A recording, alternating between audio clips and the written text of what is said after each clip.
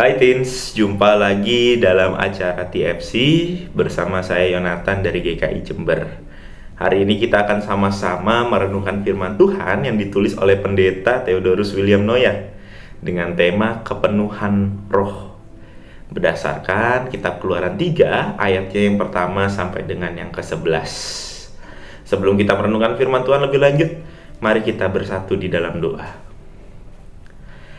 Kami tahu Bapa, kami hanyalah manusia yang lemah dan tidak memiliki apa-apa. Tapi kami juga percaya ketika Roh Tuhan berdiam di dalam diri kami, segala yang tidak mungkin akan menjadi mungkin, termasuk untuk menilik serpihan kasih yang Kau sebarkan melalui kitab suci yang kami terima. Biarlah Bapa, Engkau sendiri yang akan membuat kami mengerti, dan Kau sendiri yang akan mengajak kami untuk melakukan setiap pedoman firman Tuhan yang telah kami terima. Curahkan Roh Kudus-Mu ya Bapa, di dalam Kristus kami berdoa dan mengucap syukur. Amin. Teens, fokus kita pada hari ini adalah di ayatnya yang ketiga ya. Dan memenuhi dia dengan Roh Allah, dengan hikmat, pengertian, pengetahuan, dan berbagai keahlian.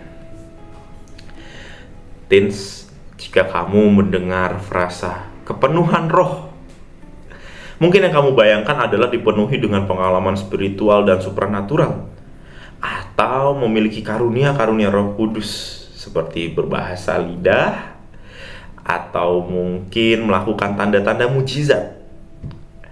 Kisah orang-orang yang mengalami kepenuhan Roh Kudus dengan pengalaman spiritual biasanya digambarkan dalam Perjanjian Baru. Misalnya Zakaria yang dipenuhi Roh Kudus gitu ya, lalu bernubuat. Atau para murid yang dipenuhi Roh Kudus lalu kata-kata dalam berbagai bahasa. Namun tidak banyak yang tahu bahwa kepenuhan roh juga terdapat dalam Perjanjian Lama. Dan seorang pertama yang mengalami kepenuhan roh sebagaimana dicatat dalam Alkitab adalah Bezaleel. Namanya berarti di bawah bayang-bayang Allah. Berbeda dengan kisah Zakaria dan para murid gitu ya, manifestasi kepenuhan Roh Allah pada Bezaleel bukan dalam bentuk mujizat atau pengalaman supranatural, melainkan dalam keahlian pekerjaan pertukangan, seperti membuat kerajinan emas, perak, dan juga tembaga. Mungkin juga bisa mengasah batu permata, serta mengukir kayu. Selain Bezaleel, ada juga Aholiab dan orang-orang yang dipenuhi Roh Allah untuk mengerjakan pekerjaan pertukangan dan kerumah tanggaan dalam membangun kemah pertemuan. Dengan demikian, kepenuhan roh dalam kisah ini tidak dimanifestasikan melalui pengalaman supranatural, melainkan melalui pekerjaan sehari-hari. Teens, mengalami kepenuhan Roh Kudus tidak selalu ditandai dengan pengalaman supranatural atau mujizat-mujizat. Setiap orang bisa dipenuhi Roh Kudus, yakni Roh Allah sendiri.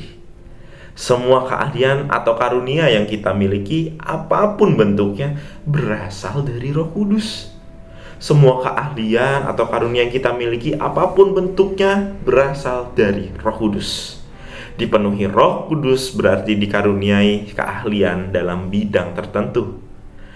Oleh karena itu, dipenuhi Roh Kudus juga berarti melakukan apapun peran dan keahlian kita dengan sungguh-sungguh. Mari kita berdoa. Kami percaya Bapa, Roh-Mu itu hadir untuk setiap kami. Dan kami juga percaya Bapa, Roh Kudus bekerja dalam setiap tindakan kami. Untuk itu ya Bapa, bantulah kami untuk mengingat selalu, untuk melakukan setiap pekerjaan yang ada sebagai pekerjaan Roh Allah yang hidup di dalam diri kami. Kau yang berkati, Engkau yang kuduskan, dan Engkau juga yang akan menyempurnakan. Di dalam Kristus kami berdoa dan mengucap syukur. Amin. Sekian renungan untuk hari ini rekan-rekan. Jangan lupa bila engkau memiliki kepenuhan Roh Kudus hari ini, lakukanlah dengan baik seperti engkau melakukannya untuk Bapa. Untuk itu, bila juga terberkati, silahkan di like, boleh juga di komen di bawah. atau mungkin bisa di-share untuk bagi teman-teman yang merasa ingin diberkati juga. See you.